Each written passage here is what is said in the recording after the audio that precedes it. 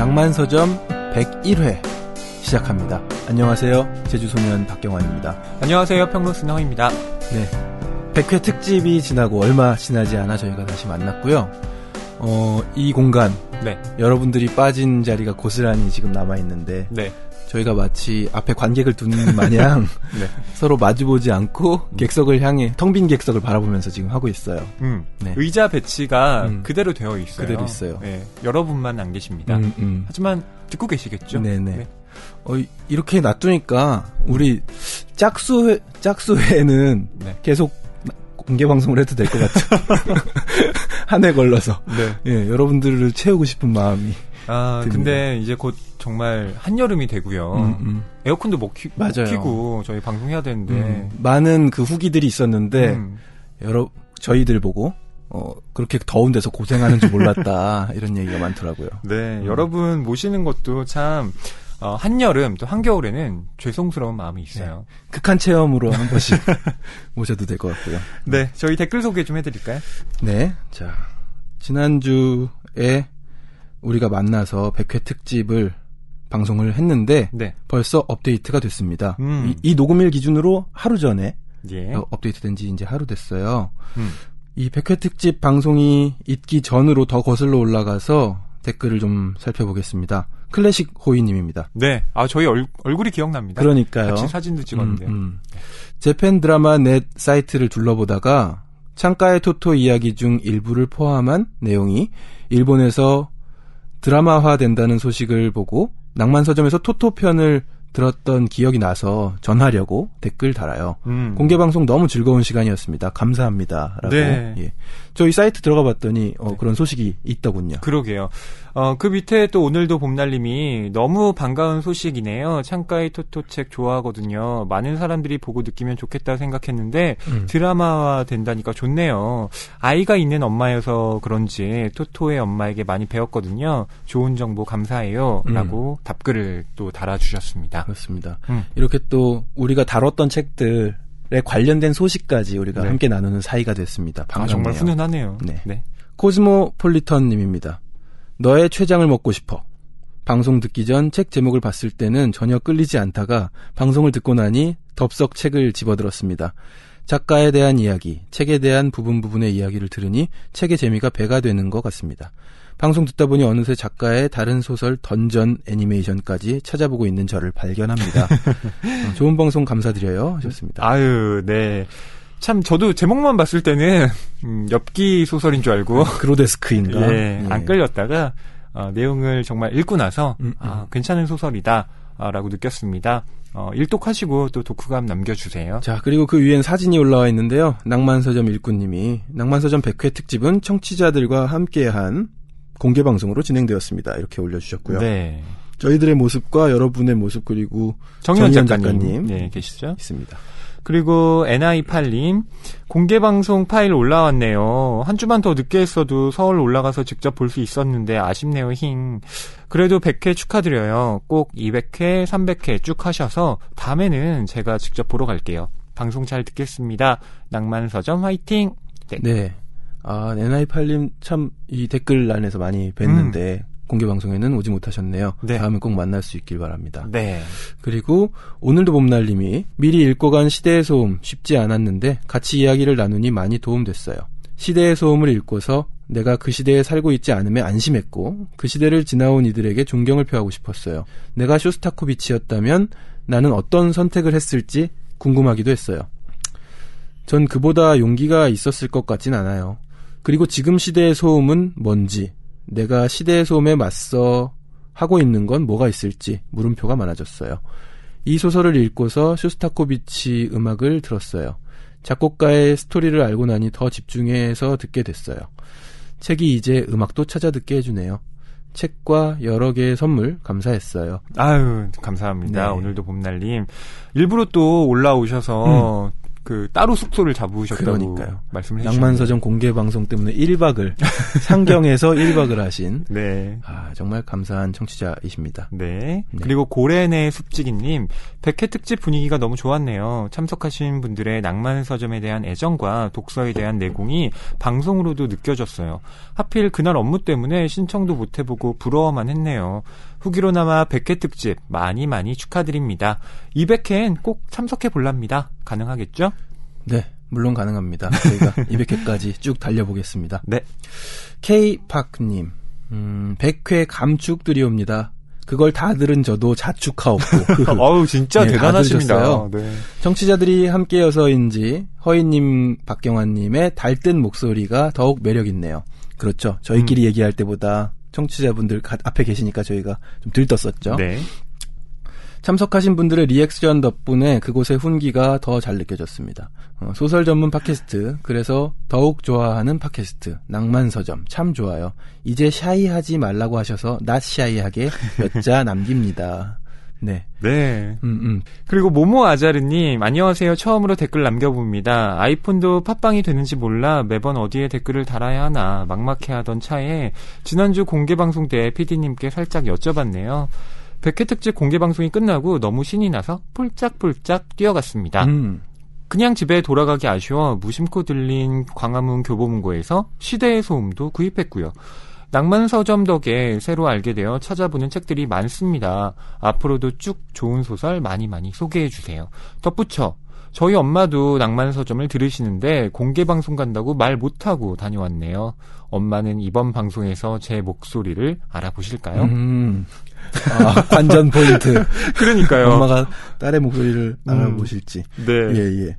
공개 방송이 꽤 늦게 끝났는데 우리 한 9시 넘어서 네, 10시 가까이 끝났는데 교보문고 10시에 닫죠. 그 네. 폐점 시간에 맞춰서 딱 가셨군요. 그런 것 같습니다. 예. 어머님께서 왜 우리의 목소리가 나오지? 이렇게 생각하실 수도 있겠네요. 어디서 정말로. 많이 듣던 목소리인데. 네. 예. 오셨습니다. 그렇습니다. 네. 오셨어요. 폴짝폴짝 뛰어가셨다니 그 귀여운 모습이 또 상상되기도 합니다. 같이 오시지 그랬어요, 어머님과. 근데 같이 오시지 그랬어요라는 말을 제가 하고 싶었으나 더 오셨을 것 같아요. 예, 어머님 오셨으면 많이 더 오셨을 거예요. 네, 아이고. 이렇게 또 많은 분들께서 저희 댓글 남겨주셨는데요. 선물 드리도록 하죠. 오늘 댓글 창에 새롭게 나타나서 댓글을 달아주신 코즈모폴리턴님, 그리고 모모아자르님 두 분께 러비더비 보내드리려고 섬유향수죠? 저 쓰고 있는데요. 되게 좋아요.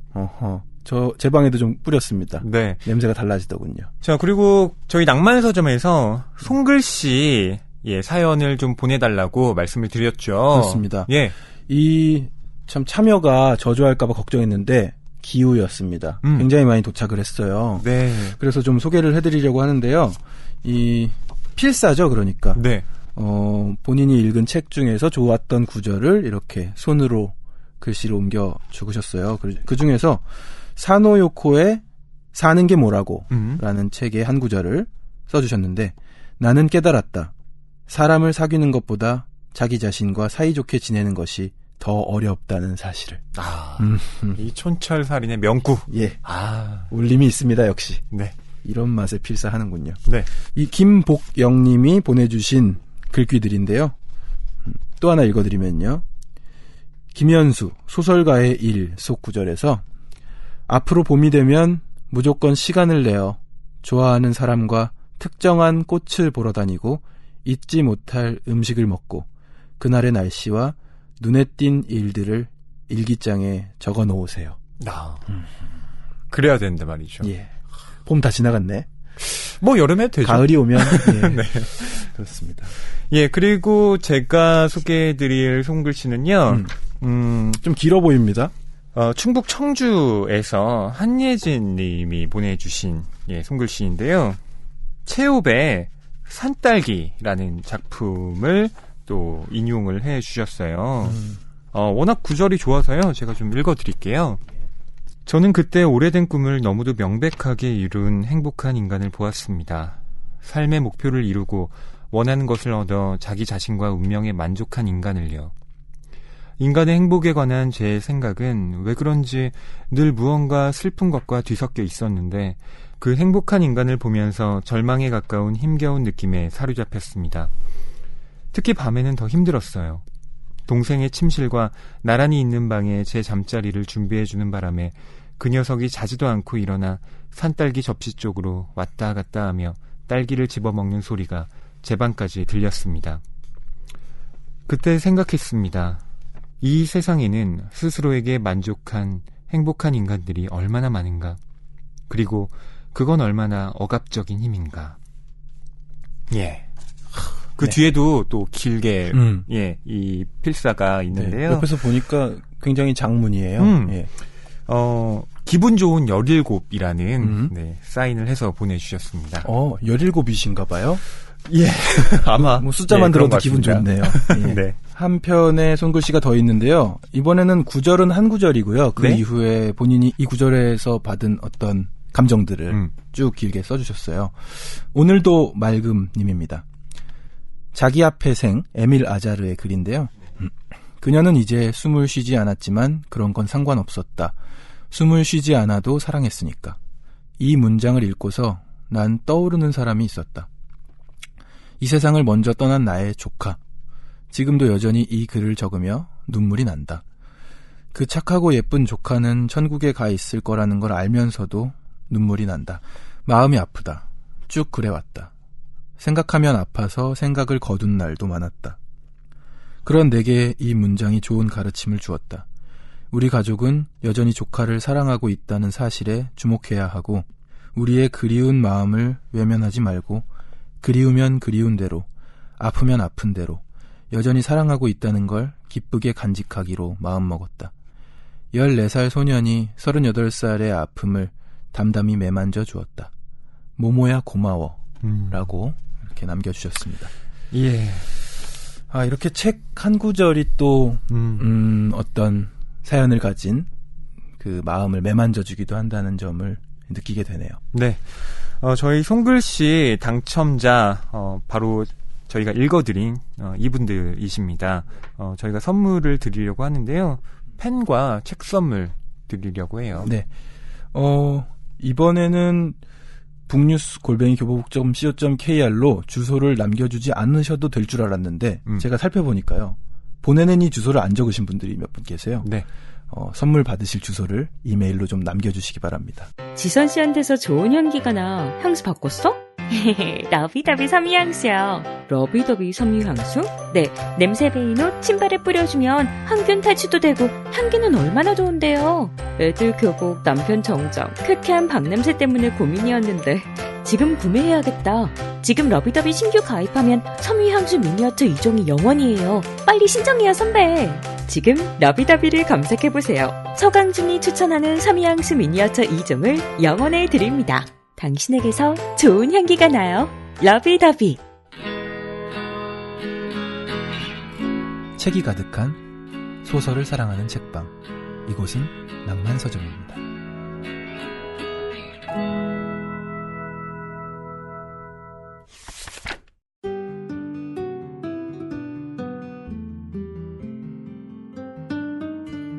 이번 주 출판계 브리핑입니다. 첫 번째 소식은요. 전시장으로 간 문학. 교보문고 광화문점의 교보 아트스페이스에서 이상의 시 오감도, 김유정의 소설 봄봄, 황순원의 소설 소나기 등 우리 문학의 결정적 장면을 담은 전시가 잇따라 열렸습니다. 특히 중견화가 2위는 앞서 말한 이상의 오감도, 도정환의 그대 이 숲에 언제 오시렵니까 등 문학작품에서 영감을 받아 그린 그림 40여 점을 선보였는데요. 이번 전시회는 문학을 닮은 그림이 말한 문학으로 문인들의 시와 소설을 모티프로 7월 2일까지 전시된다고 합니다. 네, 문학을 바탕으로 어떻게 또 다른 예술작품들이 만들어질 수 있는가를 또 이 전시회에서 확인하실 수 있겠습니다. 네. 두 번째 소식은요. 아마존이 맨해튼에 구경하는 서점을 냈다고 해요.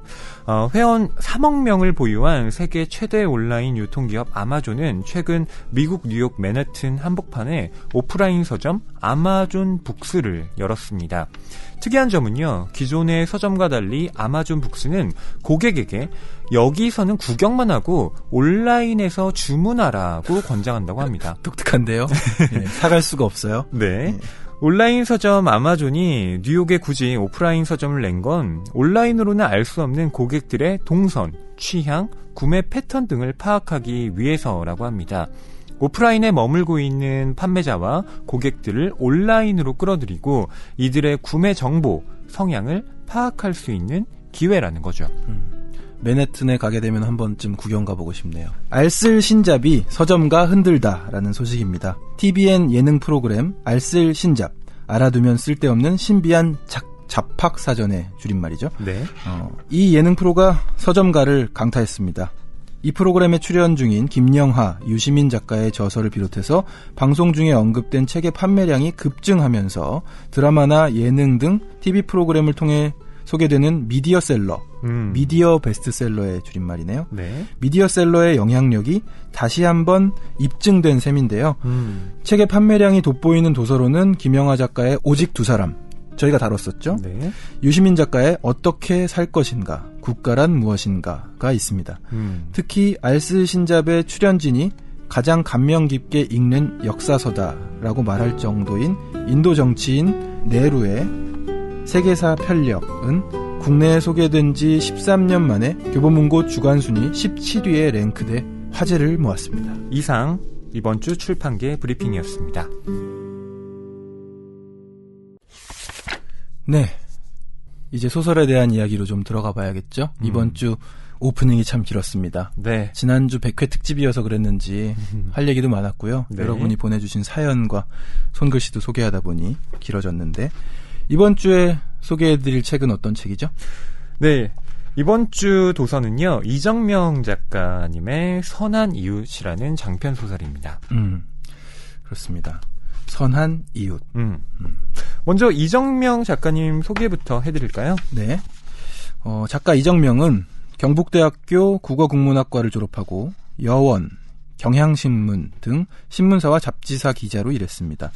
집현전 학사 연쇄살인 사건을 통해 세종의 한글 창제 비화를 그린 소설 뿌리 깊은 나무, 신윤복과 김홍도의 그림 속 비밀을 풀어나가는 추리소설 바람의 화원을 발표했고요. 빠른 속도감과 치열한 시대의식, 깊이 있는 지적 탐구가 돋보이는 소설들이 독자들의 폭발적 호응을 얻으며 한국형 팩션의 새 장을 열었습니다. 또한 윤동주와 그의 시를 불태웠던 검열관 스기야마 도잔의 이야기를 그린 별을 스치는 바람은 출간 즉시 베스트셀러에 올랐고요.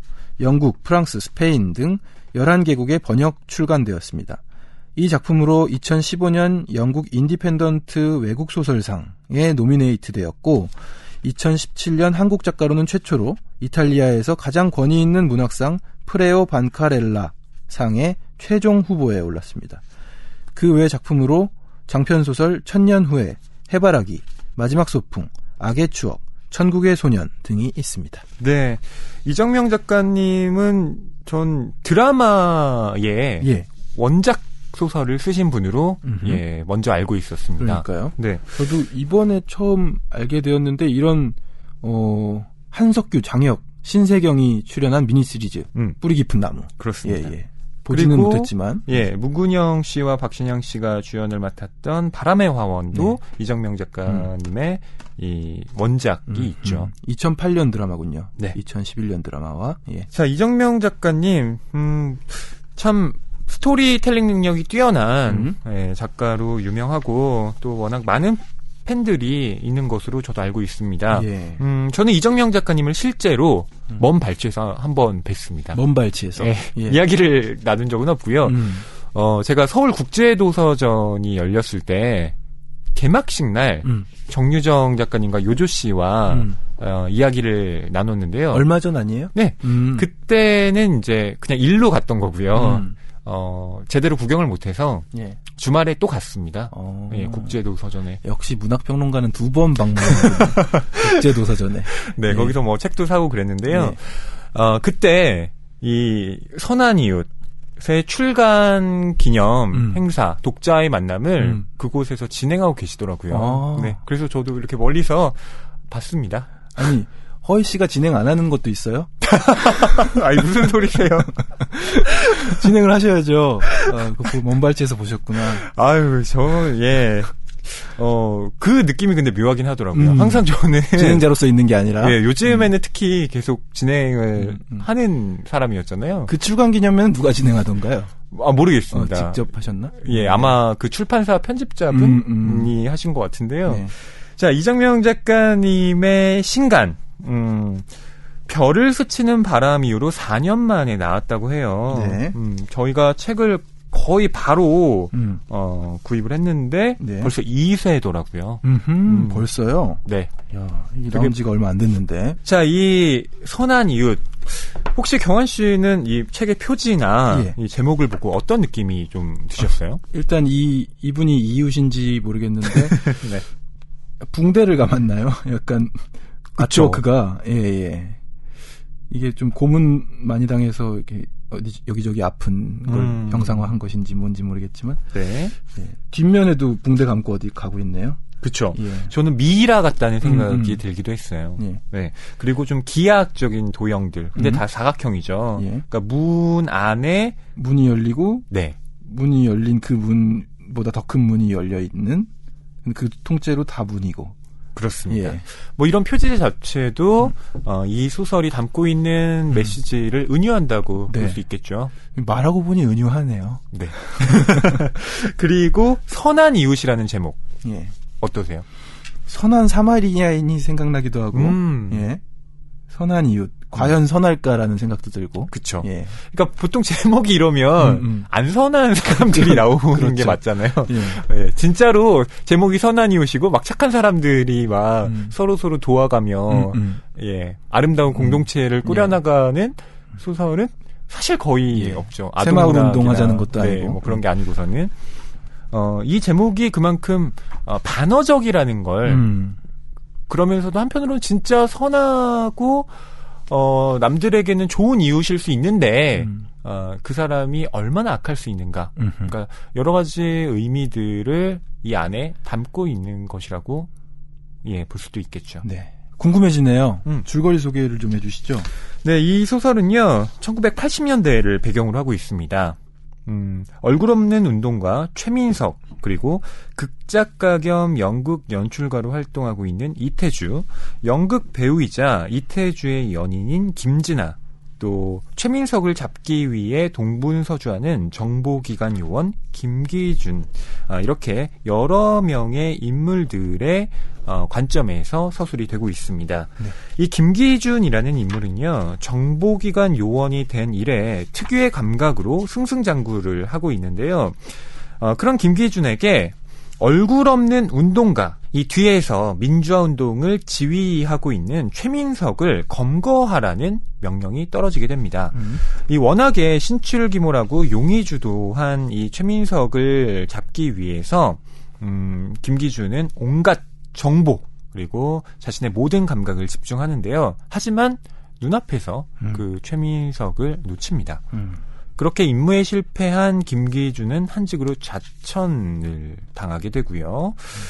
그런 한편으로 극작가로 활동하고 있던 이태주는 셰익스피어의 원작을 각색한 줄리어스 시저를 연출을 하면서 데뷔를 하게 되는데, 하지만 이 줄리어스 시저를 공연하던 도중에 배우들과 또 이태주가 정보기관에 잡혀가게 됩니다. 네. 그래서 여러 가지 신문을 받게 되는데요. 과연 최민석과 이태주와 또 김기준 이 세 사람은 어떻게 얽혀 있으며 또 이태주 앞에 나타난 김진아라는 이 배우는 어떤 역할을 할 것인지 이 소설을 읽어 나가면서 여러분들이 그 퍼즐을 조합해 나가실 수 있습니다.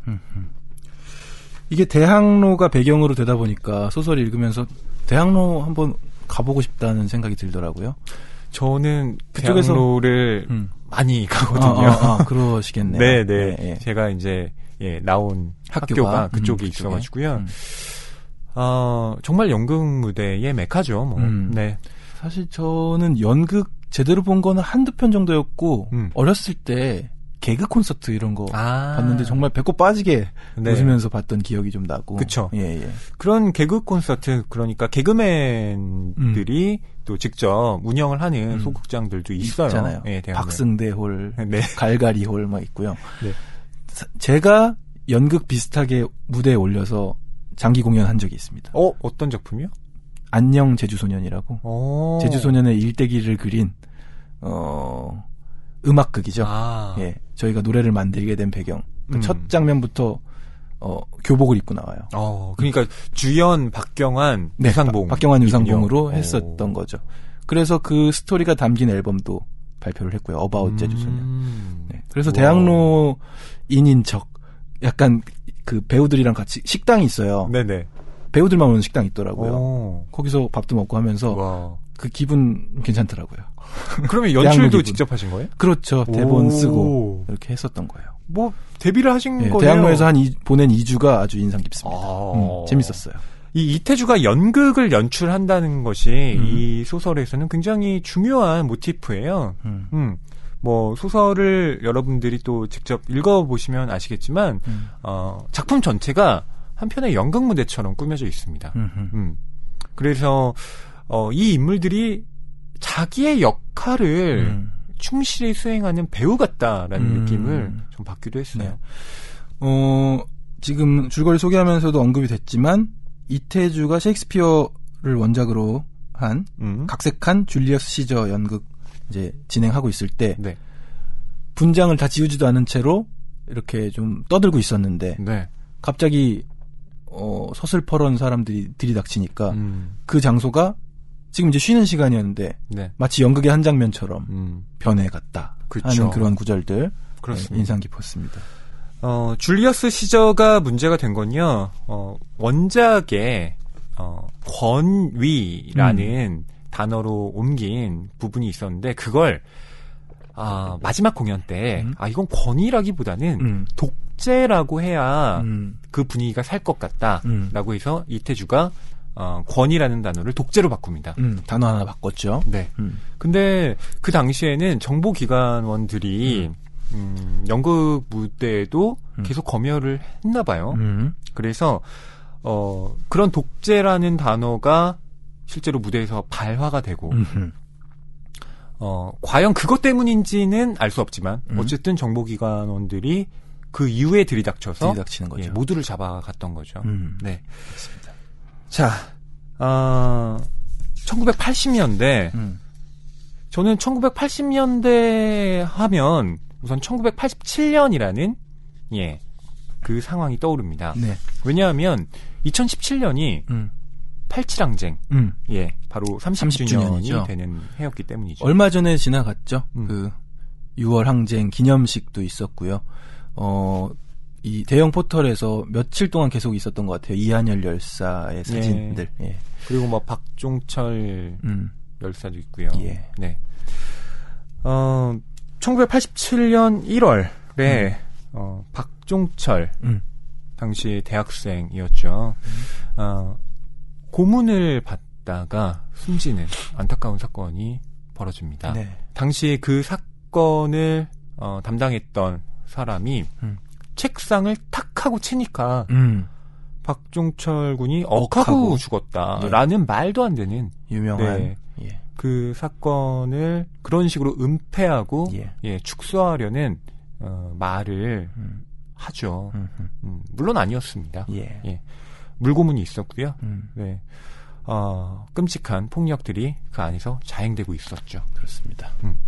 그러고 나서 1987년 5월 18일에 광주 민주화운동 7주기 추모 미사에서 이 천주교 정의구현 전국 사재단에서 이 박종철 고문 치사와 관련된 경찰의 은폐 조작을 폭로합니다. 예. 네. 한 5달 만에 벌어진 4달 5달 만에 벌어진 일이군요. 그렇죠. 예. 그러면서 6월 항쟁의 불꽃이 타오르기 시작하는 거죠. 그리고 87년 6월 9일에 연세대학교 학생들이 6월 10일로 예정된 국민대회에 출정하기 위해서 연세인 결의대회를 개최했어요. 네. 예. 그리고 이날 정문 앞에서 시위를 벌이던 중에 이한열이 경찰이 쏜 최루탄에 맞아 쓰러지는 사건이 일어났죠. 네. 그 사진 뭐 여러분 다 아시겠죠. 예. 네, 이렇게 의식을 잃은 이한열 열사가 친구의 부축으로 예. 네, 있는 모습. 예. 그리고 바로 그 사진이 또 도화선이 되어서 6.29 선언을 이끌어냈다고도 얘기가 되고 있는데요. 네, 예. 호원철폐 독재 타도라는 함성이 거리에 울려 퍼졌고요. 결국 87년에 직선제 개헌이라는 예, 한국 민주화 운동에 있어서 아주 중요한 성과를 이뤄냅니다. 네. 그런데 87년 이후로 과연 한국의 현대사가 정말 좀 바람직한 방향으로 또 이끌어져 왔는가 거기에 대해서는 여러 가지 네. 또 할 말이 많죠. 그렇습니다. 이 작가의 말에서도요. 이런 부분들을 좀 다루면서 이 소설을 꽤 오랜 시간 집필했고 바로 방금 허희 씨가 말씀하신 대로 제대로 이루어져 왔는가 하는 질문에 가깝다. 이 소설은. 잠시 읽어드리면요. 일부 변용을 거쳤지만 나는 80년대의 분위기를 지금 독자들에게 전달하려 애썼다. 1987년 6월이라는 시점이 2017년 6월을 비추는 거울이 되었으면 하는 바람에서였다. 인간답지 못한 시대를 인간답게 살아간다는 것은 가능할까? 87년을 살아낸 사람들은 그것이 가능하다는 확신을 준다. 그해 여름 시민들은 최루탄에 얼룩진 광장에서 희망의 노래를 불렀고 진압경찰에게 쫓기면서도 삶을 찬미했다. 그들은 민주주의가 가혹하게 짓밟히던 시절에 공동의 열망이 연대할 때 어떤 일을 이룰 수 있는지 보여주었다. 작은 물방울이 바위를 뚫는 것처럼 오랜 세월의 바람이 절벽을 깎는 것처럼 그들은 강고한 세상에 부딪혔고 불어닥쳤다. 1987년 6월 29일 대통령 후보였던 민정당 노태우 대표는 시국 수습을 위한 특별선언을 발표했다. 대통령 직선제는 새로운 세상이 왔다는 복음처럼 들렸다. 더 자유로운 나라, 더 정의로운 사회, 더 나은 삶. 네, 그러고 나서 작가가 이런 말을 또 덧붙입니다. 새 헌법에 따라 6명의 대통령이 뽑혔다. 그러나 30년 전에 광장에서 꾸었던 꿈은 낡고 해졌다. 30년 동안 이 사회에 무슨 일이 일어났나? 이 질문은 우리를 괴롭히고 부끄럽게 한다. 이 작가의 말부터 읽고 소설을 읽어 나갔거든요, 저는. 많이 도움이 되더라고요. 그렇죠. 네. 한국 현대사의 또 아주 중요한 부분이 이 소설에 담겨 있기 때문에 그러한데요. 저는 뭐 선한 이웃을 읽으면서 바로 전에 저희가 다뤘던 줄리안 발스의 시대의 소음도 함께 떠오르더라고요. 예. 스쳐 지나가요. 네. 러시아의 상황이었고 이번에는 우리나라의 우리가 잘 알고 있는 우리가 막 태어났던 그쵸. 80년대의 상황들. 시대의 소음에서는 쇼스타코비치라는 음악가, 작곡가가 어떻게 그런 강압적이고 또 정말 폐쇄적인 그런 사회 안에서 자기의 목소리를 내지 못한 상태로 그럼에도 불구하고 어떻게든 음악으로나마 또 어떤 목소리를 내려는 그런 움직임을 보여줬잖아요. 이번 선한 이웃에서는 그 무대가 연극으로 옮겨집니다. 그렇습니다. 네. 이태주라는 인물이 과연 이런 억압된 상황 속에서 어떻게 연극으로나마 자기의 의견 그리고 자기의 메시지를 드러내려고 할까? 또 자기 검열이라는 것도 그 안에는 존재하고요. 그렇죠. 비교해서 볼만한 작품이라는 생각이 들었습니다. 네, 자연스럽게 두 회차가 이어지는 것 같습니다. 네, 저희가 일부를 좀 읽어드릴게요. 이 내용은요, 최민석을 잡기 위해 김기주를 비롯한 정보 요원들이 집결해 있는 상황을 그리고 있습니다. 네. 네. 지금 대학가에서 시위가 이제 곧 일어나려고 하는데요. 최민석이 이곳에 와 있다. 네, 이런 첩보를 들은 김기준이 자기의 팀을 이끌고 최민석을 잡기 위해서 지금 숨어 있는 겁니다. 그렇습니다. 네. 과연 김기준이 어떻게 최민석을 생각하고 있는지 그리고 최민석을 잡을 수 있는지 지금부터 낭독해드릴게요. 오후 2시가 되자 구호 소리가 가까워졌다. 길 건너 지휘차에서 사이렌 소리가 간헐적으로 들려왔다. 윤보암은 플라타너스 녹음 너머 수십 개의 만장을 앞세운 2000여 명의 시위대 선두를 확인했다. 흰 셔츠와 청바지를 맞춰 입은 데모대는 구호를 외치며 진입로를 따라 내려왔다. 그들은 어떤 바위에든 사정없이 부딪히려는 파도처럼 보였다. 그들은 하나같이 성난 얼굴이었고 곧게 입을 다물고 있었다. 그들이 입을 여는 순간은 오로지 구호를 외치고 운동가를 부를 때 내부에서 끓어오르는 적의를 뿜어낼 때뿐이었다. 교문 앞에 다다른 시위대는 어깨를 풀고 주먹을 허공으로 내지르며 노래를 불렀다. 앞서서 나가니 산자여 따르라. 치켜든 그들의 팔뚝에 근육이 불끈거렸고 달아오른 목덜미에는 핏줄이 붉어졌다. 그들의 함성은 때로 신음같이 들렸고 비명처럼 들리기도 했다. 기준은 그들이 지겨울 정도로 성가셨다. 그러나 그들이 나쁘다고 생각한 적은 없었다. 오히려 그들은 선하다고 할 만했다. 그러나 세상은 선한 것만으로는 부족한 곳이었다. 대책 없는 선함은 어리석음과 다를 바 없었다. 경우에 따라선 기소를 당하거나 감옥살이를 면할 수 없었다. 착하기 때문에 나쁜 놈이 될 수밖에 없는 것이다. 그렇다고 해도 그것은 기준의 잘못이 아니었다. 잘못은 어딘가 망가지거나 삐뚤어진 세상에 있기 때문이다. 종종 기준은 자신이 잘못된 세상에 부역하는 것이 아닌가 하는 생각을 했다. 하지만 그렇다 해도 어쩔 수 없었다. 비뚤어졌건 망가졌건 그가 숙주로 삼아 살아가야 할 곳은 그 세상밖에 없었으니까. 교문 밖에는 진압대가 분주히 움직였다. 청바지에 무릎보호대를 찬 기동대원들이 성난 말처럼 몰려다녔다. 차도 위에 대형을 갖춘 진압대원들은 방패와 진압봉을 고추 세우고 투구의 철망 사이로 교문을 노려보았다. 기준은 교문 맞은편 건물의 창들을 향해 망원 렌즈의 초점을 조절했다. 그가 찾는 인물은 시위대가 아니었다. 그의 적은 눈에 보이지 않는 인물이었다. 최민석은 화염병을 들지도 얼굴을 수건으로 싸매지도 깨진 보도블록을 던지지도 않을 것이다. 기준은 그자가 나타나기만 하면 반드시 알아볼 수 있을 거라고 스스로를 설득했지만 그러지 못할 것이 못내 두려웠다. 그 층 카페의 창가 테이블에 누군가가 앉아있는 것은 분명했다. 그러나 실내의 어둠 때문에 얼굴을 알아볼 수 없었다. 기준은 창 너머로 발갛게 타오르는 담뱃불을 향해 정신없이 셔터를 눌렀다. 유일한 가능성은 담배 연기를 빠는 짧은 순간 그의 입 주변 윤곽이 드러나리라는 것이었다. 땀에 젖은 셔츠 자락이 등에 달라붙어 끈적거렸다. 의문의 인물은 생쥐처럼 날렵하게 오른손을 창틀에 걸쳤다. 기준은 한 손으로 셔터를 누르며 리시버와 마이크로 잠복조의 위치를 확인했다. A3, A4, A6는 분투 중이었지만 목표 지점에 접근하는데 애를 먹고 있었다. 교문 정면 구역에 최루탄이 집중되었고 상가 쪽으로 밀린 방어선은 아수라장인데다 날아드는 돌멩이와 보도블록 조각을 피하느라 요원들의 이동은 쉽지 않았다. 기준은 기우뚱거리는 차 안에서 중심을 잡고 박진만에게 차를 바짝 들이대라고 소리쳤다. 그러고는 따가운 눈을 부릅뜨고 창가 자리에 초점을 맞추고 셔터를 눌러댔다. 어디선가 날아든 보도블록 조각에 차 앞의 유리가 퍽 소리와 함께 부서졌다. 박진만이 급브레이크를 밟았다.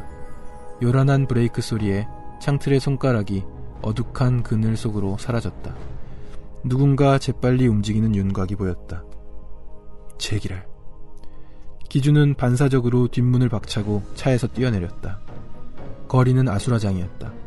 시위대의 함성과 앵앵대는 사이렌 소리, 최루탄의 폭음과 매캐한 연기, 아스팔트 바닥에 돌멩이가 부딪히는 소음이 한 덩이가 되어 달려들었다. 기준은 건물을 향해 달려갔다. 눈물과 최루가스가 뒤섞여 얼굴에 불이 붙은 듯 따가웠다. 팔뚝으로 연신 눈물을 닦으며 앞으로 나아가는데 갑자기 귓가에서 휙 하는 바람소리가 났다. 이윽고 둔탁한 소리와 함께 눈앞이 확 밝아지며 누가 뒷덜미를 잡아챈 듯 머리가 뒤로 젖혀졌다.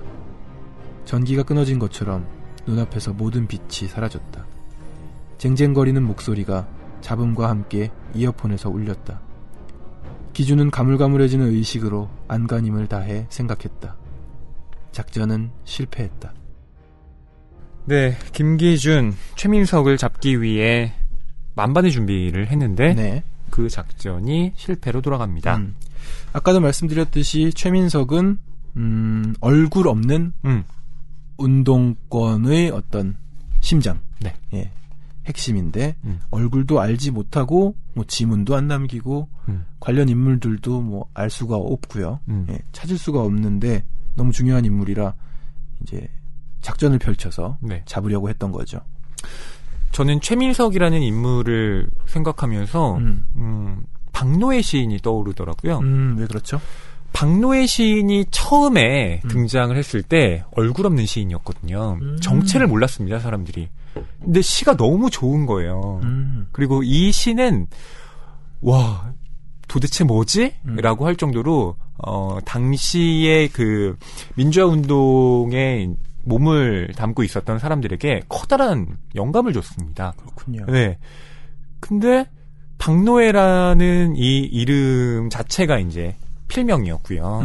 그렇기 때문에 이 사람의 모든 것이 이제 베일에 가려졌던 그런 상황이었죠.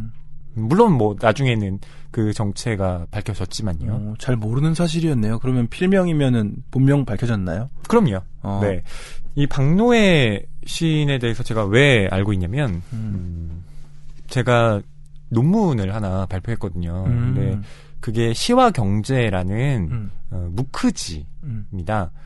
무크지가 뭐예요? 그러니까 비정기적으로 발행되는 이 매체를 말하는데요. 동인지의 성격을 띈 그 무크지인데 여기에 박노해 시인이 시를 발표하면서 등단을 하는 거예요. 그래서 제가 그 처음에 발표한 시를 거기에서 봤습니다. 그리고 김사인 시인 여러분 또 잘 아실 텐데요. 그 김사인 시인이 바로 이 시와 경제의 멤버이기도 합니다. 네. 그렇군요. 박노해 시인의 본명은 박기평 네, 이고요. 노해라는 말은 노동해방이 준말이죠. 예. 네. 정말 얼굴 없는 시인으로서 80년대를 유령처럼 예, 이렇게 떠돌았다라고 알려진 인물입니다. 그렇군요. 지금은 또 생명운동 쪽에 많은 일을 하고 계신 것으로 알고 있습니다. 자, 또 김기준이 이 선한 사람들에 대한 이 단상을 떠올리는 부분도 작가가 참 힘을 준 부분이라는 생각이 들었어요. 맞아요.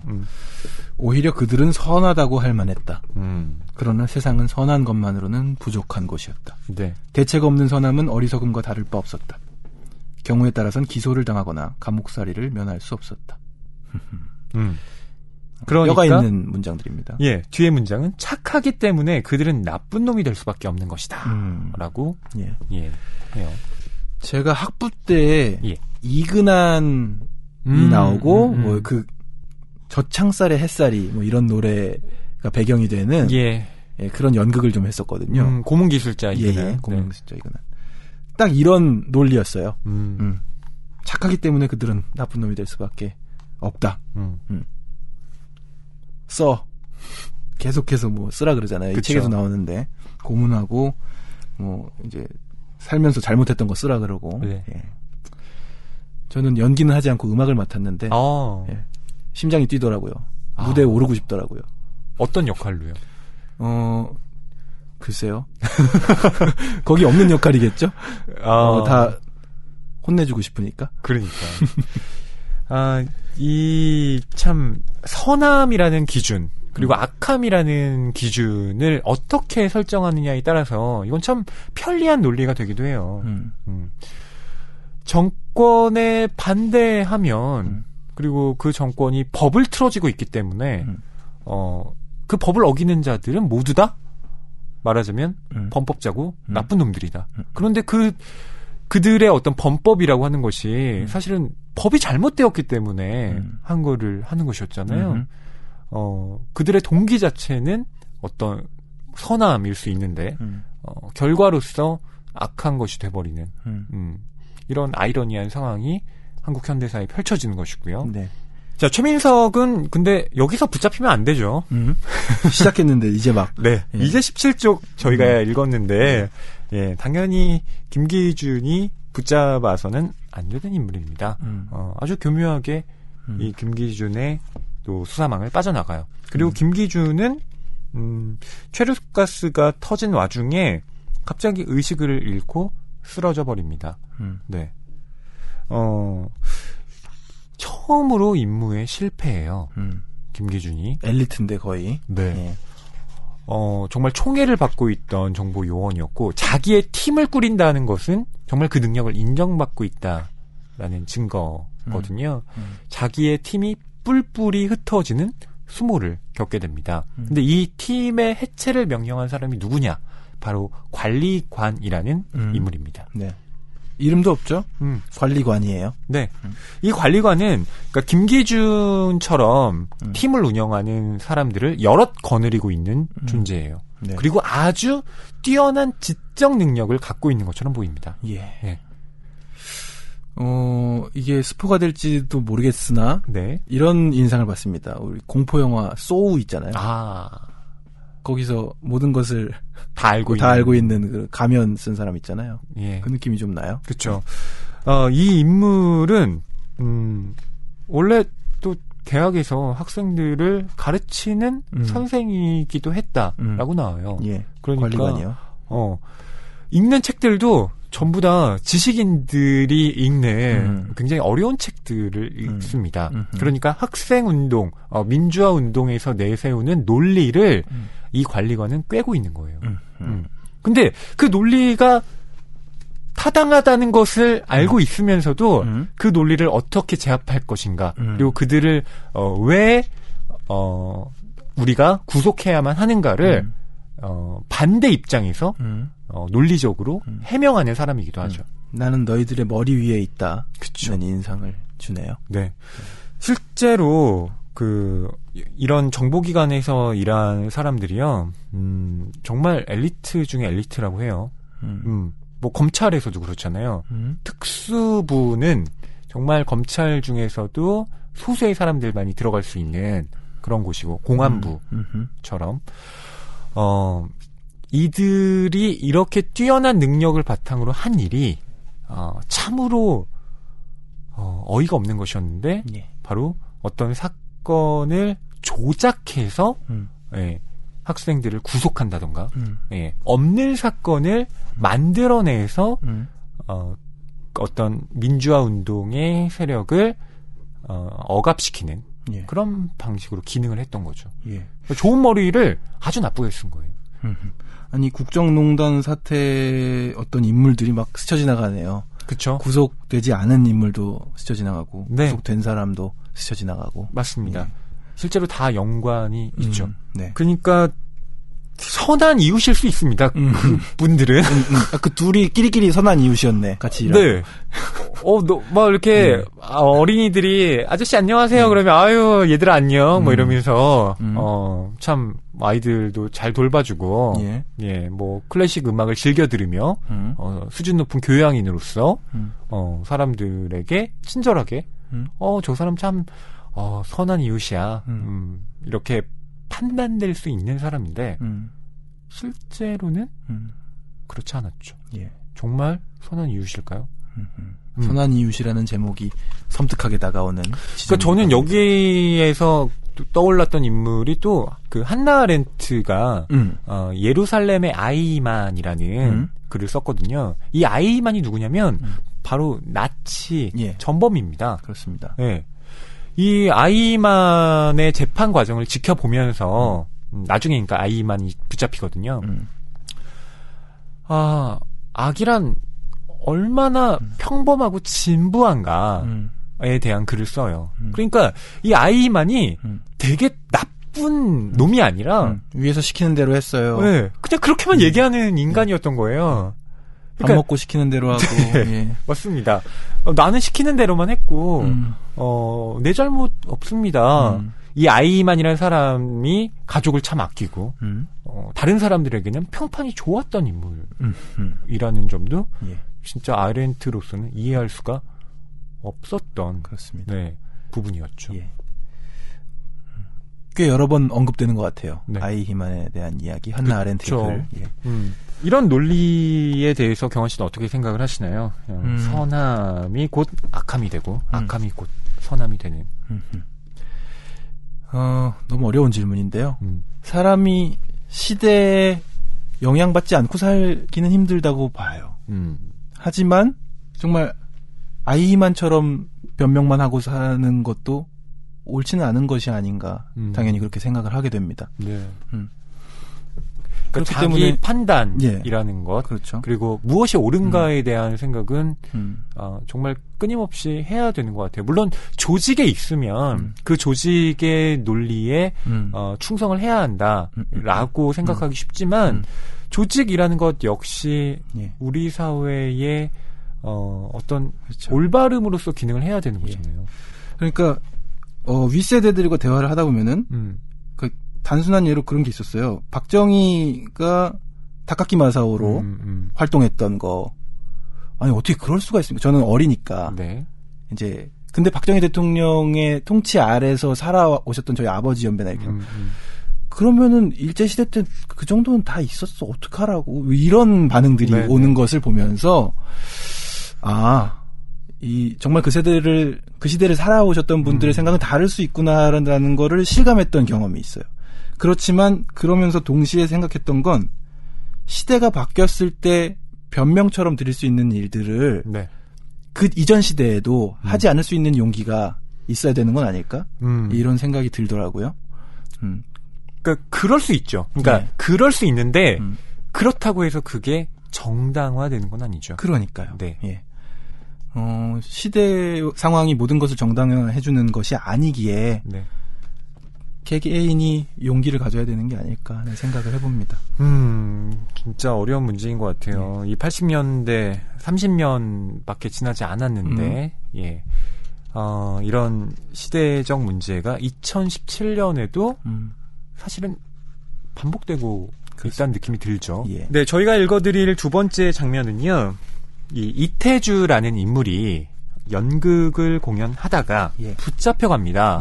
그래서 신문실에서 조사를 받게 되는데요. 그 조사관과 주고받는 대화의 내용이 또 심상치가 않아요. 그 부분을 저희가 좀 읽어드릴게요. 신문실은 정면을 제외한 3면이 검은색으로 칠해져 있었다. 생각보다 어둡다는 걸 빼면 넓고 깨끗했다. 중앙의 탁자와 마주보는 2개의 의자를 제외하면 다른 집기는 없었다. 축축한 바닥과 물고문 욕조를 상상하며 겁을 먹었던 태주는 살짝 안도했다.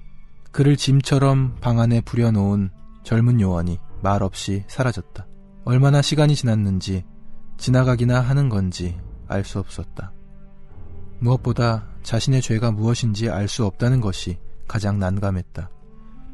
죄를 짓지 않았다는 사실을 확신했지만 그 사실을 증명할 수 있을지는 미지수였다. 어둠 속에서 의자가 끌리는 소리가 났고 남자의 그림자가 태주에게로 다가오는 것이 어렴풋이 느껴졌다. 그림자는 탁자 맞은편 의자에 반드시 앉았다.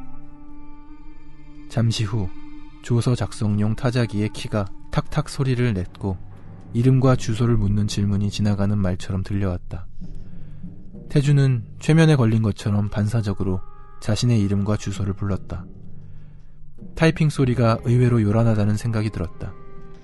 남자는 농담처럼 10년도 더 된 고물이지만 그 타자기로 처음 조서를 작성해 감옥에 보낸 자가 아직까지 나오지 못했다고 말했다.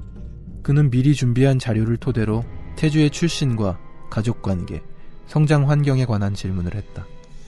태주가 어린 시절 겪은 큰 사건, 어머니의 죽음, 아버지의 정신병원 입원 등에 관해서였다. 열흘 동안 갱지 60장을 채우는 식의 자기 고백보다는 낫다고 태주는 생각했다. 고등학교 1학년 때 어머니께서 폐암으로 세상을 떠나셨습니다. 아버지는 수차례 자해를 거듭한 끝에 정신병원으로 가셨죠. 자책감 때문이었는지 타인에 대한 분노 때문이었는지는 모르겠습니다. 전 주변 친척의 도움으로 겨우 고등학교를 마쳤지만 대학을 포기하고 하루벌이에 나섰습니다. 양계장에서 개육을 분리했고 건축 현장에서 벽돌을 날랐으며 운송회사 짐꾼으로 일했죠. 그해 가을 고3 때 담임 선생님께서 한 재단의 장학금을 받을 수 있도록 주선해 주셨습니다. 입학금과 생활비를 지원받고 대학 졸업 후 취업 알선과 함께 받은 장학금을 갚는 조건으로 대학에 갈 수 있었습니다. 대학 생활은 어땠어? 쉽지 않았습니다.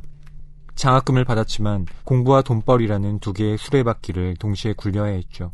시위 현장에서 체포된 기록이 있더군. 그렇게 어렵게 대학에 가서 고작 한 일이 데모였어? 몇 차례 시위에 참여했지만 대학 생활은 연극이 전부였습니다. 한순간도 연극을 생각하지 않은 적이 없었죠. 연극은 자기가 아닌 다른 사람 흉내나 내는 거짓 인생은 그나마 당신이 제일 잘하는 일이지. 그렇지 않소? 그렇습니다. 전 거리로 뛰쳐나갈 때도 셰익스피어 희곡집을 손에서 놓지 않았고 총장실 점거 중에도 영어 희곡을 읽었습니다. 무대는 부정한 세계의 유일한 성소였고 연극은 세상을 정화할 유효한 수단이었으니까요. 긴장 좀 풀어요. 담배보다는 껌이 나을 거요. 태주는 눈치를 살피며 은박지를 벗기고 입안에 껌을 넣었다. 강렬한 향기와 단내에 안도감이 느껴졌다. 의도적인 친밀감을 드러내지도 강압적으로 공포를 조장하지도 않았지만 태주는 그의 유창한 언변과 너그러운 태도가 은근히 부러웠다. 구금된 지 사흘째 되던 날부터 태주는 자신을 주목하는 동료들의 시선이 싸늘하게 식어가는 것을 느꼈다.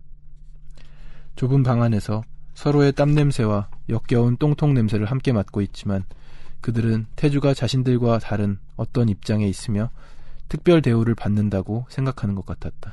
신문은 매일 계속되었다. 신문 도중 태주는 언제 줄리어스 시저의 불온성이나 브루터스의 대사에 관한 질문이 나올지 궁금했다. 그는 연극의 순수성이나 대사의 적확성에 대해 나름의 방어 논리를 가다듬었다. 그러나 며칠간 이어진 신문에서 줄리어스 시저에 대한 질문은 없었다. 남자는 태주의 일상이나 연극계 소식, 극단들의 사정이나 배우들의 사생활 같은 시시껄렁한 질문을 던질 뿐이었다. 태주는 그가 무엇을 알고 싶은지, 누구를 쫓고 있는지 궁금했다. 갑자기 두꺼운 벽 너머에서 누군가가 지르는 비명소리가 들려왔다. 그것이 자신이 팔아먹은 동료의 것일지도 모른다는 생각에 태주는 형벌을 받는 기분이었다. 신문이 끝나갈 무렵 남자는 여느 때처럼 태주에게 껌 하나를 건넸다. 그리고 어둠 속에서 몸을 일으키며 그가 내일 아침 방면될 거라고 말했다. 마치 고도가 오늘은 못 오지만 내일은 꼭 온다는 전가를 전하는 전령 같은 목소리였다. 태주는 자신이 에스트라공인지 블라디미르인지 알 수 없었다. 네, 저희가 방금 읽은 부분은 신문실에서 조사관과 태주가 신문을 주고받고 있는 내용인데 이게 여느 신문과 좀 달라요. 예, 제가 간접적으로나마 경험했던 이근한 그쪽이랑은 좀 다릅니다. 물고문이 있거나 뭐 때리거나 거꾸로 매달아 놓거나 이런 게 없어요 지금. 네, 그러니까 육체적인 고문이 없죠. 그리고 말도 지금 쓸데없는 걸 계속 물어봐요. 그러니까 저라도 이상할 것 같아요. 물론 내가 잘못한 게 없어서 나도 떳떳한 게 있다. 뭐 이렇게 태주는 생각하고 있을 테고 뭐 만약 제가 태주 입장이라면 저도 어떻게든 저 사람들이 꼬투리를 잡으면 내가 방어 논리를 잘 펴서 지지 않으리라 이렇게 생각을 할 텐데요. 지금 우리가 아까 얘기했던 그 부분이 있는 거잖아요. 줄리어스 시저의 한 단어를 독재로 바꿨는데 내가 그 단어를 독재로 바꾼 이유는 이러이러하고 그렇죠. 그럴 수밖에 없었다고 물어보면 말하려고 그랬는데 안 물어봐. 그렇죠. 예. 그 질문하는 사람이 영 엉뚱한 겁니다. 예. 그리고 이상하게도 껌을 줘요. 껌을 줘요. 네. 그러니까 이 껌이라는 건 뭐 그때 gat혀 있을 때야 뭐 제대로 먹을 걸 주겠나요? 그래서 뭐 단 거니까 당연히 씹었고 껌 냄새가 자연스럽게 날 수밖에 없는데 그걸 맡은 이 동료 배우들이 이제 의심하기 시작하는 겁니다. 같이 이제 갇혀 있었던 거고 태주만 특별 대우다. 네. 이렇게 얘는 뭐 지금 약간 다르게 신문을 받는 것 같다. 그쵸. 이런 거죠. 그러니까 배우들 입장에서는 어쩌면 우리 연출가가 뿌락지가 아닌가. 이런 의심이 들 법한 거죠. 예, 이놈이 배신자 아닌가. 네. 예. 그렇습니다. 네. 책은 끝까지 읽어봐야 되겠고요. 네. 근데 여기까지 서술되어 있는 내용으로 보면 태주는 그런 것 같지는 않아요. 예, 그렇죠. 왜냐하면 자신도 어리둥절해하고 있으니까요. 서술자가 태주의 입장에서 쓰고 있기 때문에 태주는 도대체 나한테 왜 이러는 거지? 예. 네, 영문을 모른 채 이 상황을 견뎌내고 있는 겁니다. 그렇습니다. 그리고 붙잡힌 지 얼마 되지 않아서 결국 풀려나게 되고요. 하지만 이 이후에 태주는 연극계에서 제대로 활동을 해나가지 못합니다. 다들 수군거리죠. 그리고 태주가 그 줄리어스 시저 연극을 했던 극단의 극단주인가요? 그분이 잡혀가죠. 네. 예. 근데 이상한 죄명으로 잡혀갑니다. 여배우들을 이제 매춘하게 했다는 매춘 금지법으로 잡혀가고. 네. 예. 의식이 있는 극단주가 아니라 파렴치범이 되는 그쵸. 그런 상황. 예. 그러니까 이것도 아주 기본적인 정치 공작 중에 하나인데 특히 그 민주화 운동이나 어떤 대의를 걸고 싸우는 사람들을 제압할 수 있는 가장 기본적인 것 중에 하나가 그들을 도덕적으로 타락한 인물로 몰아가라라는 겁니다. 네. 얼마 전에 장관인가요? 네네. 그 뭐 이렇게 청문회 하다가 사퇴하신 분. 네. 그 장면이 완전히 데자뷰처럼 스쳐 지나가네요.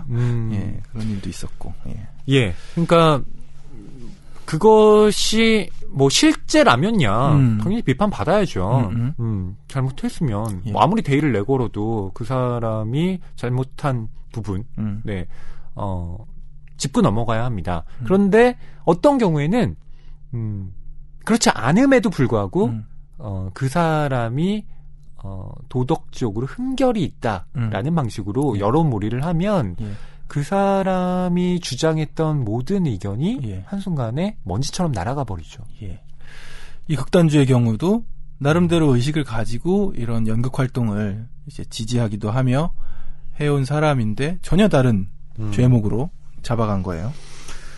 자, 이렇게 태주에게 다가온 의심스러운 조사관. 이 사람이 도대체 뭘 하려고 태주에게 이런 식의 신문 태도를 취했는가. 그건 소설을 읽어나가면서 조금씩 밝혀집니다. 그렇습니다. 네. 이정명 작가의 소설을 이런 어떤 쫄깃함으로 읽는 거구나 하고 이번에 좀 깨달았어요. 네. 그러니까 또 드라마화되기도 하고 많은 분들이 이야기 속으로 빠질 수 있는 게 아닌가 생각 들더라고요. 네. 이 태주는요. 풀려난 다음에 재기를 꿈꾸면서 작품을 하나 준비하기 시작하는데요. 네. 그게 바로 엘렉트라의 이야기를 이제 변주해서 무대에 올리자라는 것이었습니다. 예. 이 엘렉트라라는 게 저는 그리스 신화에 네. 나오는 이런 내용인 줄 잘은 몰랐는데 네. 이번에 좀 자료가 준비돼서 봤습니다. 엘렉트라라는 이름을 가진 인물이 여럿 있어요. 그리스 신화에. 네. 근데 가장 유명한 것은 아가멤논과 클리타임네스트라의 딸 엘렉트라. 그리스 고전 비극의 단골로 등장하는 인물이라고 하고요. 네. 이 아가멤논은 뭐 트로이 전쟁에 관심이 있으신 분들은 다 알고 계시는 이름이죠. 예. 네. 그래서 트로이 전쟁을 끝마치고 돌아온 아가멤논을 클리타임네스트라가 정부 이름 참 어렵습니다. 아이기스토스와 네. 모의하여 살해를 했고요. 네. 엘렉트라는 동생 오레스테스와 함께 어머니와 정부를 죽여서 아버지의 원수를 갚는 그런 이야기. 예. 예. 그러니까 아버지를 죽인 어머니를 다시 예.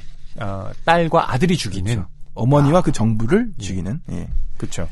근데 이 어머니, 그러니까 클리타임네스트라가 아가멤논을 죽인 이유는 트로이 전쟁에 이제 출전을 할 때 이 아가멤논이 희생 제의를 벌이게 됐는데요. 그 희생의 제물로 바친 사람이 바로 클리타임네스트라와 아가멤논의 맏딸이었습니다. 그러니까 자기 딸을 예, 희생해서 제물로 바쳤죠. 그러니까 그걸 견딜 수 없었던 이 어머니 클리타임네스트라가 아가멤논에게 복수를 한 것이고 엘렉트라는 그 복수를 다시 또 어머니에 한 것이다. 예. 이런 지금 고리를 갖고 있는. 예. 복수의 복수. 예.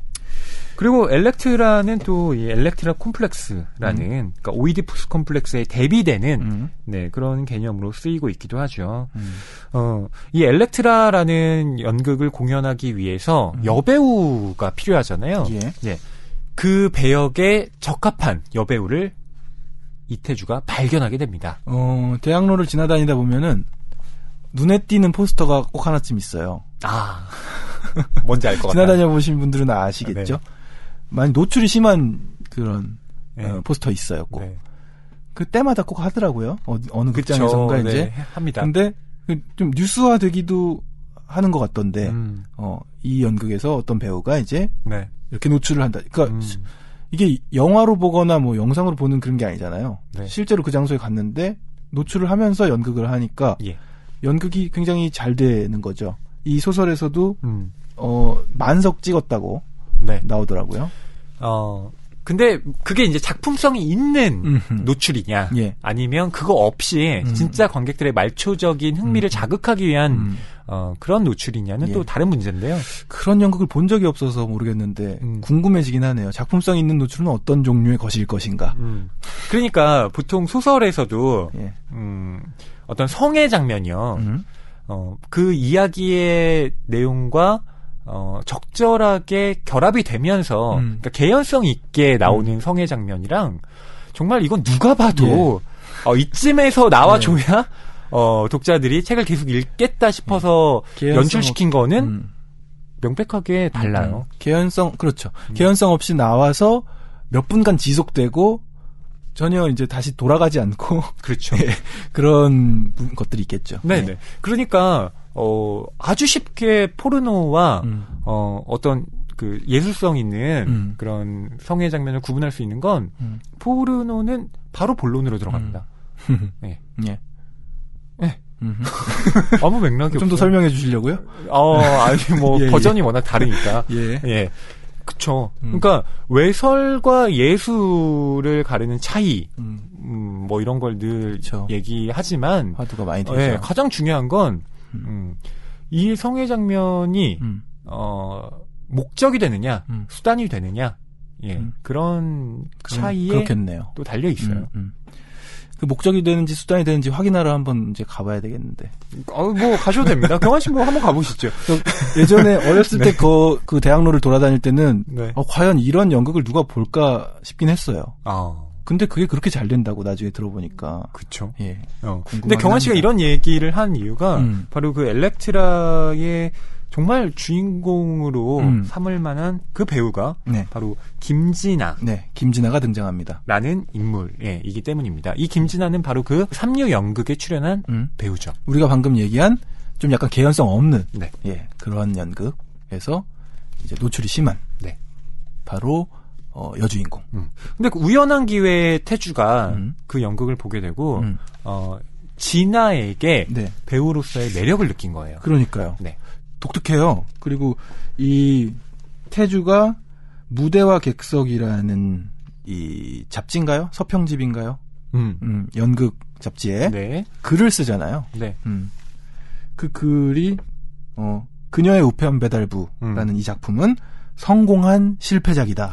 야, 이 평론가로서 어떻게 생각하십니까? 괜찮은 그 머릿글 같은데요. 뭐 그냥 수사법이죠. 뭐 그렇게 쓸 수 있겠습니다. 근데 저는 이 리뷰가 썩 훌륭한 리뷰 같지 않더라고요. 그래요? 리뷰를 이 내용을 들어가 보면. 그러니까 주연 배우 김진아가 이 연극 무대에서 독보적이었는데 근데 그녀의 연기는 서투르다 못해 재앙에 가까웠다. 하지만 눈 밝은 관객들은 그녀가 발산하는 낯선 감수성을 알아차릴 것이다. 라고 하잖아요. 그러니까 뭐랄까 포장하려는 느낌이 역력한 건가요? 글이 제가 보기엔 그렇게 좋은 글은 아닌 것 같아요. 리뷰로. 그리고 맨 마지막에 뭐라고 돼 있냐면 그녀는 작중 인물이 아닌 현실의 자기 자신을 연기했던 것이다. 라고 표현을 합니다. 근데 이 문장 역시 좀 의심스럽죠. 사심이 느껴지는 건가? 왜냐하면 아니 이 여배우의 현실의 자신을 이 평론가는 어떻게 하는 거지? 그러니까요. 예. 그리고 과연 이런 판단을 내릴 수 있는 근거는 뭐지? 안 써 있거든요. 네. 바로 내가 그녀와 사귀기 때문이다. 근데 이 리뷰가 나오기 전에는 그러니까 사귀지 않고 있었죠. 잠시 후에 사귀죠. 네. 예.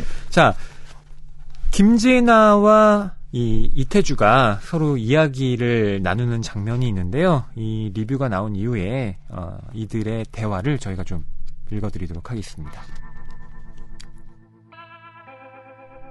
밤이 늦었고 사람들이 하나둘 카페를 빠져나갔다. 맑은 알전구 빛에 진아의 부드러운 얼굴 윤곽이 드러났다. 그녀의 얼굴에 비친 것이 호기심인지 비웃음인지 그는 알 수 없었다. 다만 그녀의 혀를 깨물고 싶은 충동이 고통스러울 정도의 쾌감으로 온몸에 번질 뿐이었다.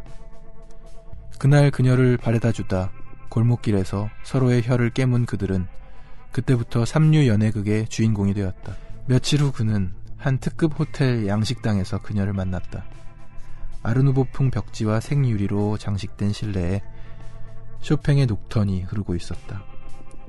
검은 원피스에 길고 가는 곡선 실루엣이 그녀라는 존재에 대한 총체적 의문부호처럼 느껴졌다. 그는 식전 기도를 끝내기도 전에 음식으로 달려드는 성미 급한 소년처럼 살해당한 왕과 버림받은 딸, 후회하지 않는 살인자들과 가련한 여인들의 이야기를 쏟아냈다. 대본 한 줄도 없이 엘렉트라 역을 맡아줄 수 있겠느냐고 묻는 그의 목소리가 청혼하는 남자처럼 떨려왔다. 그녀는 오만함이 느껴지는 웃음을 터뜨렸다. 자기 연극에 나가려면 콩밥 먹을 각오 정도는 해놔야 되는 거 아닌가? 당신이 서 있는 그 무대가 당신의 감옥이야. 그 천박한 무대가 당신을, 당신의 재능을, 당신의 육체를 가두고 있는 걸 몰라? 언제까지 당신의 몸을 눈요기로 팔아먹으려 눈알이 뒤집힌 장사치들에게 이용만 당하고 있을 거야? 엘렉트라라면 당연히 에우리피데스의 엘렉트라를 말하는 거겠지? 그녀는 그 질문으로써 자신이 원하는 엘렉트라의 면모를 명확히 규정했다. 태주는 그녀와 의견이 정확히 일치했다는 사실보다 삼류 에로 배우가 새 작가의 관점을 정확히 이해하고 있다는 사실에 더 놀랐다. 밤늦은 카페에서 어질러진 침대 위에서 그녀는 맥락 없는 질문을 던지곤 했다. 연극이 뭐라고 생각해? 그건 잊힌 것들에 대한 기억이야. 우리가 한때 기억했다는 사실조차 잊어버린 무엇. 우리는 그걸 연극으로 되살리는 거야. 우리가 선하다는 것, 그러면서도 동시에 악하다는 것, 어설픈 행운 같은 걸 기대해선 안 된다는 것, 끝없이 고통당할 거라는 것, 그래도 끈질기게 살아남으리라는 것, 그래서 우리가 숭고하면서도 비천하다는 것 말이야. 우리는 그런 우리 자신에 대해 알지 못하거나 잊고 있지 않아? 자긴 그렇다고 생각 안 해? 네, 김진아와 이태주의 대화. 네. 둘은 사랑에 빠졌고요. 연인 사이이지만 이태주가 떨리는 목소리로 청혼하는 남자처럼 내가 새로 계획하는 이 연극의 네. 여주인공이 돼줄 수 있겠냐 얘기를 하는데 생각보다 네. 김진아가 엘렉트라에 대해서 잘 알고 있어요. 버전별로 알고 있고 네. 공부를 많이 한 티가 느껴지죠. 예. 그리고 나서 또 그냥 데이트 중에 문득문득 연극이 뭐라고 생각해? 이런 질문들을 던집니다. 그렇죠. 그러니까 이 김진아의 입을 통해서도 작가가 계속 선함, 악함에 대한 질문을 던지고 있죠. 근데 김진아가 얘기하는 연극이 뭐라고 생각해? 라고 말한 다음에 자기가 대답하잖아요. 네. 그건 잊힌 것들에 대한 기억이야. 우리가 한때 기억했다는 사실조차 잊어버린 무엇. 멋있더라고요. 저랑 약간 예술을 대하는 자세가 비슷하신 것 같아요. 음악이 뭐라고 생각하나요, 경환 씨? 그러니까 이렇게 말하면 한정 짓는 것일 수도 있지만 저는 정말 지나간 것들, 돌아올 수 없는 것들을 노래하는데 조금은 한정 지어서 이번 앨범을 만들었거든요. 그러니까 선택과 집중을 하다 보니까 네. 이야기할 것들도 또렷해지고. 근데 딱 이런 얘기를 하니까 김진아에게 몰입이 되면서 괜찮았어요. 네네. 이 부분이 참 연극 넘어서서 이 소설 전체의 주제를 사실 함축하고 있는 문장이라는 생각이 들어요. 예. 아마 끝까지 여러분이 이 소설을 읽어보시면 이 김진아가 하는 말이 얼마나 중요한 대사인지를 아실 수 있을 겁니다. 그렇습니다. 근데 저는 김진아와 이태주가 맺어지는 이 장면 자체는 좀 어색했어요. 예. 혀를 깨물다니. 아니, 아프겠다. 그러니까. 아니 그것도 그렇고. 왜 혀를 깨물어야 돼? 이 김진아를 이제 만나려고 불러내는 장면이 있는데요. 예. 처음에 이 이태주가 김진아를 이렇게 만났을 때 하는 얘기가 갑자기 뜬금없이 그 쿠르베의 맞아요. 세계의 기원 이야기를 꺼내요. 이 그림이죠. 네. 여성의 음모와 성기를 정면으로 사진 찍듯 정확하게 그린 그 그림을 얘기하는데 이 김진아가 그런 연극에서 옷을 벗으면서 연기하고 있는 그런 것들을 좀 얘기하고 싶었는지 모르겠어요. 그 애둘러서 이 주제를 꺼냅니다. 만나자마자. 그러니까요. 그러니까 저는 이 방식이 너무 좀 어색했던 거예요. 그러니까 이걸 좀 좋게 생각하면 1980년대에는 이랬나 보다 이렇게 판단할 수도 있겠지만 좀 저는 아무래도 지금 2017년에 나온 소설이니까. 네. 그리고 전체적으로 이들의 어떤 대화의 주고받음이 지나치게 현학적이라는 생각도 들었습니다. 네. 어떤 점에서 그렇죠? 물론 주제를 아까 그 김진아의 입을 통해서 어느 정도 드러냈다고 볼 수가 있는데 제가 보기엔 이정명 작가님이 이야기하고 싶은 어떤 주제가 지나치게 직접적으로 드러난 게 아닌가. 그리고 이태주라는 인물이 얘기하고 있는 여러 가지 말들이 저는 좀 둥둥 떠다니는 느낌이 들었어요. 갑자기 이제 소설 후반부에 이제는 비판의 시간 이러면서 얘기하는 것 같기도 한데요. 잠시 가져보고 평환 있는데. 씨는 어떠셨어요? 저도 이 선한 이웃을 읽어 나가면서 지금까지 접했던 소설들과 조금은 다른 점, 당연히 작가가 다르니까 이제 다르게 느껴야 되는데 저는 이정명 작가의 소설 자체가 처음이거든요. 그래서 읽다 보니 표현들에서 우리가 일부러 건너뛴 부분 아까 있었는데 낭독 중에 아마 좀 들으시다가 만약에 저희가 낭독했으면 걸릴 만한 부분도 있었을 거예요. 여러분이 직접 이제 확인해 보셔야 되는 부분인데 그래서 이 문장들 조금 표현이 없었어도 되지 않았을까 하는 거. 아까 이제 힌트를 드리면 타자기 얘기 쪽이었는데 그런 부분들 몇몇 발견되면서 약간은 독서의 방해를 받는 기분도 들었지만요. 또 그 흡입력, 이야기의 흡입력이 빠져들어서 다음 이야기가 어떻게 되는 거지 하는 이런 쫄깃함들은 있었던 것 같습니다. 그렇죠. 이정명 작가님의 이 소설을 그러니까 아주 좋게 해석하면 1980년대에 남성들은 이런 사고를 가지고 있었구나. 네, 이렇게 볼 수도 있고요. 근데 나쁘게 생각하면 왜 이렇게 재현하셨지? 네, 이런 생각도 안 드는 건 아닙니다. 그렇습니다. 여러분께서 어떻게 또 판단하실지 모르겠어요. 이렇게 낭만서점 101회에서는요. 이정명 작가의 장편소설 선한 이웃을 다뤄봤습니다.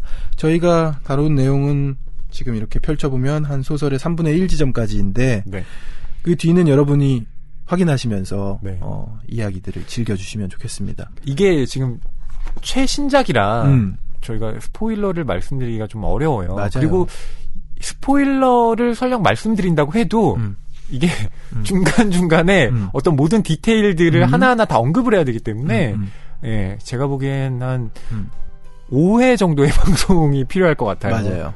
얽히고 설키고 뒤집히고. 그렇습니다. 그런 소설 주로 외국 소설에 많았던 것 같은데 한국 소설에서도 우리가 이렇게 스포를 피해야 하는 소설이 오랜만에 등장한 것 같아요. 그 결정적인 이유가요. 이 작품이 추리적 성격을 갖고 있기 때문에 그렇습니다. 그런 소설을 또 만날 수 있어서 반가웠습니다. 경환 씨는 선한 이웃 한마디로 정의하라고 한다면 뭐라고 말씀하시겠습니까? 요즘 왜 이렇게 어려운 질문으로 마무리합니까? 네.